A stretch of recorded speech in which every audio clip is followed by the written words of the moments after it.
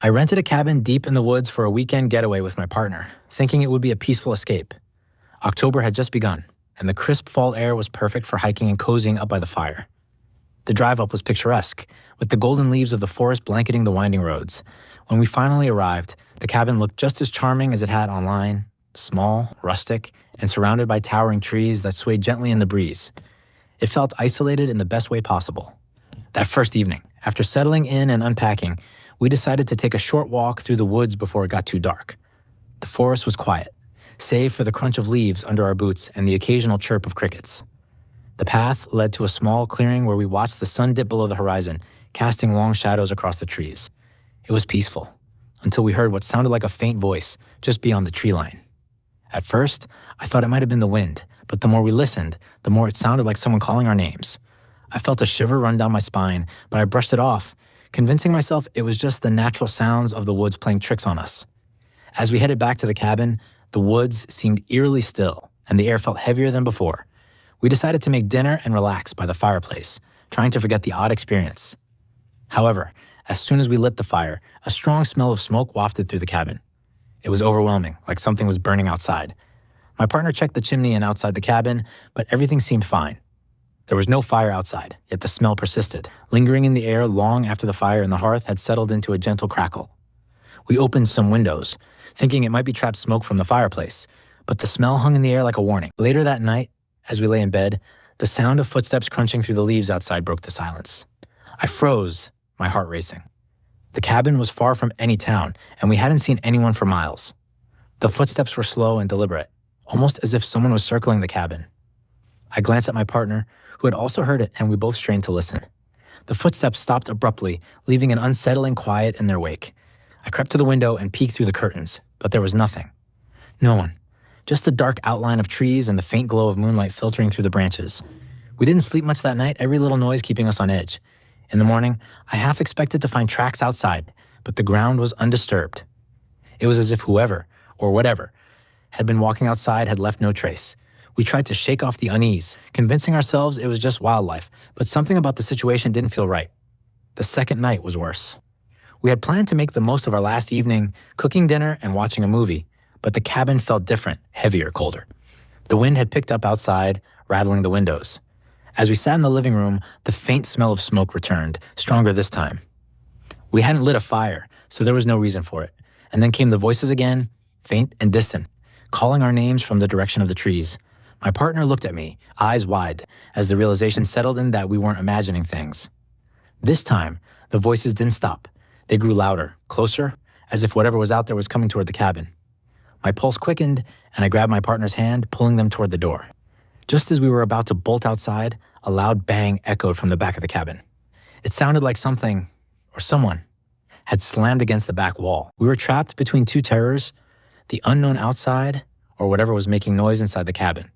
The footsteps resumed, but this time they were accompanied by heavy breathing right outside the window. We stood frozen, too afraid to move. Then, without warning, the smell of smoke intensified, filling the cabin so thickly it was hard to breathe. We stumbled toward the door, flinging it open and running into the night. The cold air hit my face as we ran toward the car. The woods were eerily silent now, but I couldn't shake the feeling that we were being watched, that something was lurking just out of sight. We jumped into the car, hearts pounding, and sped off down the dirt road, leaving the cabin and whatever haunted it behind. As we drove away, I glanced in the rearview mirror, half expecting to see something chasing us. But there was nothing. Just the empty, dark woods and the faint glow of the cabin disappearing into the distance. We never spoke of it again, but I know we both heard those voices, smelled that smoke, and felt the weight of whatever was out there watching us. That cabin, once a peaceful retreat, had turned into a nightmare I would never forget. It was one of those chilly October nights where the air had a bite to it, and the streets were empty. I'd stayed out later than I intended, catching up with an old friend in a part of town I didn't know too well. By the time I made it to the train station, it was past midnight, and the place was completely deserted. There was something unsettling about the silence. It was almost too quiet, like the city had gone to sleep without me. I checked the schedule on my phone. The next train was supposed to arrive in about 10 minutes. I wrapped my jacket tighter around me and sat down on one of the cold metal benches, glancing around at the empty platform. The dim lights overhead flickered every now and then, casting long shadows across the station. A slight breeze swept through, making the leaves on the ground dance in slow circles. The whole place had a strange, eerie feel to it, but I chalked it up to the late hour and the isolation. Minutes passed, and I could hear the distant rumble of a train approaching. I stood up and walked closer to the edge of the platform, peering down the tracks. Sure enough, in the distance, I could see the faint lights of a train as it made its way toward the station. The rumbling grew louder, the vibrations from the tracks tingling through my feet. I felt a wave of relief. Finally, I'd be on my way home. As the train got closer, something about it seemed off. The lights on the train were flickering erratically, casting strange shadows that seemed to stretch and twist in the darkness. It was an old model, the kind you don't see much anymore, with grimy windows and faded paint. It didn't look like the usual late-night train, but I figured it must have been one of the older ones still in service. The train screeched to a halt, its brakes hissing like a serpent. The doors slid open with a creak, and I waited for passengers to step out. But no one did. I found myself staring into the empty carriages, the dim lights inside flickering just like the ones on the platform.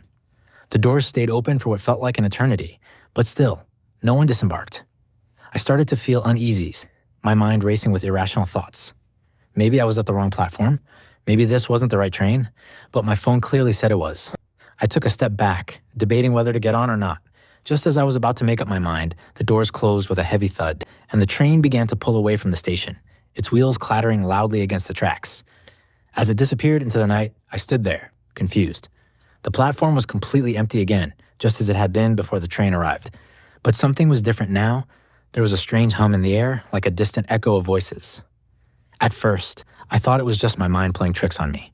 But the more I listened, the clearer the sounds became. It was faint, but unmistakable.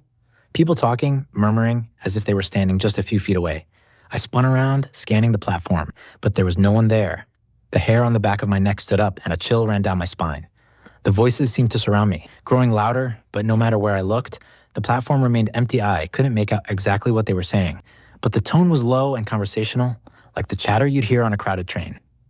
The weirdest part was how normal it sounded, like an ordinary group of people having an ordinary conversation, but there was no one here.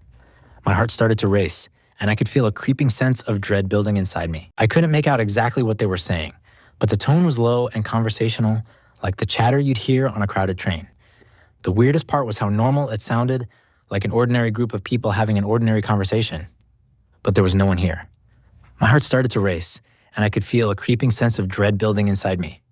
I backed away from the platform edge, trying to shake off the feeling of being watched. My pulse quickened as the voices continued, now joined by what sounded like footsteps, a soft, shuffling sound, like someone was pacing the length of the platform. The station was still empty, but it felt like I was no longer alone. I looked around, my breath coming in shallow gasps. The wind picked up, rustling the leaves, and the faintest smell of smoke filled the air, like the kind you'd catch from a distant bonfire.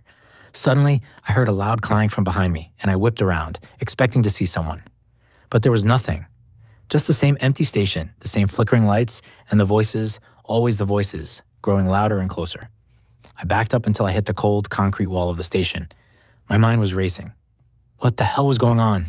I couldn't shake the feeling that I was being watched, but every time I turned to look, the platform was empty. I fumbled for my phone, desperate for some kind of connection to reality, but my hands were shaking so badly I could barely hold it. I tried to call my partner, but the signal was gone. No bars. Nothing. The faint sound of footsteps continued, pacing slowly, deliberately, and the voices now felt as if they were just behind me, whispering things I couldn't understand. Finally, the sound of another train approaching snapped me out of my panic. I ran to the platform edge, hoping for some sign of normalcy, praying that this train would be different. As the headlights came into view, I glanced down the platform one last time. The voices stopped. The footsteps ceased. The station was silent once more, as if none of it had ever happened. The train pulled in, doors sliding open with a welcoming hiss. Without a second thought, I stepped inside, desperate to leave the station behind. As I sat down, my heart still racing, I stared out the window at the platform. It was empty, just like before. But as the train began to move, I thought I caught a glimpse of something. A shadow, standing on the platform, watching me as I sped away. I never took that train route again. The weekend started like any other camping trip. My friends and I had been planning it for weeks, eager to escape the city and immerse ourselves in nature. We found the perfect spot, deep in a dense forest miles away from any town. There was something peaceful about being that isolated. Just us, the trees, and the sounds of the wild. We set up camp, pitched our tents, and built a fire to cook dinner. As the sun began to set, The golden light filtered through the trees, casting long shadows across the forest floor. It was beautiful, almost serene, but there was an odd sense of stillness that settled over the woods as dusk approached. I tried to shake it off, thinking I was just imagining things, but there was an undeniable shift in the atmosphere. As night fell, the temperature dropped quickly. We huddled around the fire, telling stories and laughing. The warmth of the fire kept the cold at bay, and the crackling of the flames was a welcome comfort. But soon, that sense of peace began to unravel. It started with a faint rustling in the trees, just beyond the edge of our campsite. At first, I thought it was just an animal, maybe a deer or a raccoon. I brushed it off, not wanting to ruin the mood, but the sound kept coming back, each time closer, each time louder. It wasn't the kind of rustling you'd expect from an animal scurrying through the brush. It was deliberate, like something was moving slowly, carefully out how my friend Jack noticed it too. "You hear that?" he asked, his voice low, as if speaking too loudly might attract attention. I nodded, scanning the tree line. The firelight barely penetrated the darkness beyond, and the shadows seemed to stretch unnaturally long, twisting and shifting in the flickering light. "Probably just a fox or something," I said, though I didn't fully believe it. The rustling stopped, and for a moment there was nothing but silence. Too much silence. The usual background noise of the forest, the chirping of crickets, the distant hoots of owls, had disappeared. The sudden quiet was unnerving. It was as if the whole forest was holding its breath, waiting. Then the rustling started again, but this time it was closer. Much closer.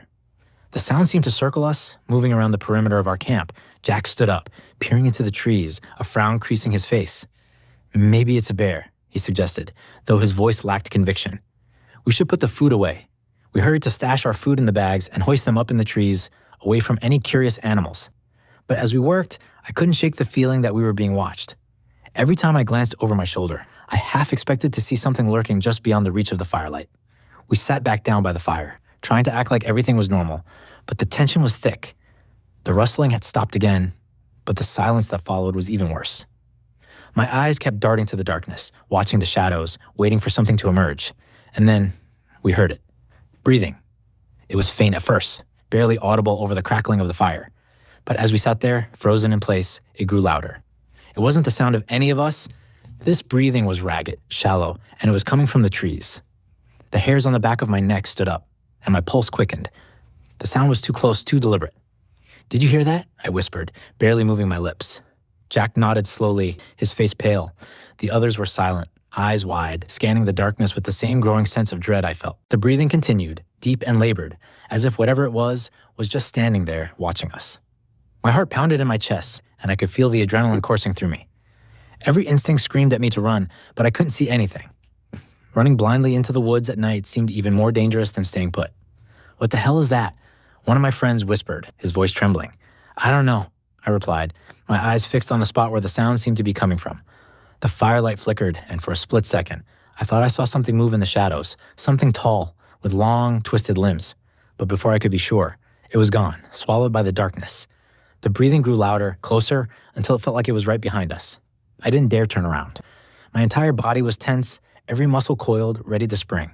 But where would I go? I couldn't see anything in the darkness, and the thought of leaving the safety of the fire made my stomach churn. Suddenly, the fire sputtered as if a gust of wind had blown through, though the air was still. The shadows seemed to leap forward, and for a moment, I thought I saw figures moving in the darkness. Tall, thin shapes with glowing eyes. My breath caught in my throat, and I blinked, trying to make sense of what I was seeing. But then, just as suddenly as it had started, the breathing stopped. The rustling ceased. The forest was silent once more, and the oppressive weight that had hung in the air seemed to lift. We sat there for what felt like hours, waiting, listening, but the sounds didn't return. Eventually, we convinced ourselves that it must have been an animal, a bear, maybe, or some other creature of the night. But deep down, I knew it was something else, something not quite natural. None of us slept that night. We huddled by the fire, keeping watch until the first light of dawn began to creep through the trees. As soon as it was bright enough to see, we packed up our gear and left the campsite without a word.